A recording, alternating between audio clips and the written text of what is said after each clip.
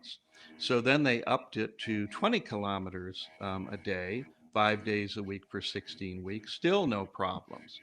They went for a year, 20 kilometers a day. Yeah, 5 days a week, and found no damage to the cartilage. When you get up to 40 kilometers a day, 5 days a week for a year, that's when you start to see maybe some changes to the cartilage that you can only pick up with biomechanical testing or biochemical testing. In other words, the cartilage looks absolutely normal, but it's a little bit softer and has some changes where maybe we're starting to get some chinks in the armor.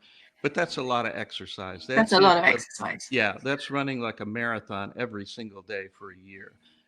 Huge Mm. amount. So we're not talking, I'm not making any recommendations to exercise that amount. I don't think anybody has that kind of time to do that, but it just shows the ability of dogs to adapt. And you think about African wild dogs and coyotes and wolves, all in the canine family.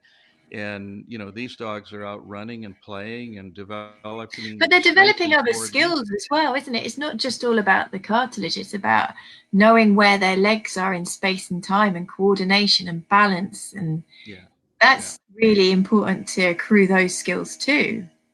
Yeah, absolutely.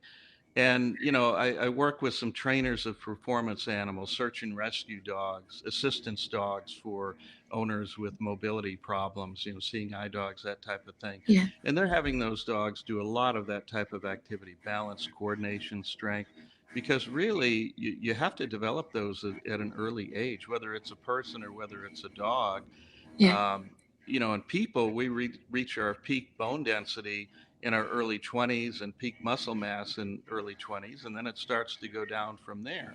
Right. So there's been some work in especially adolescent girls that if they do some impact loading, some jumping and so forth, could they increase their bone density a bit more so that over time, as they start to lose that bone density, they're less at risk of having a hip fracture when they're in their 60s and 70s, for example.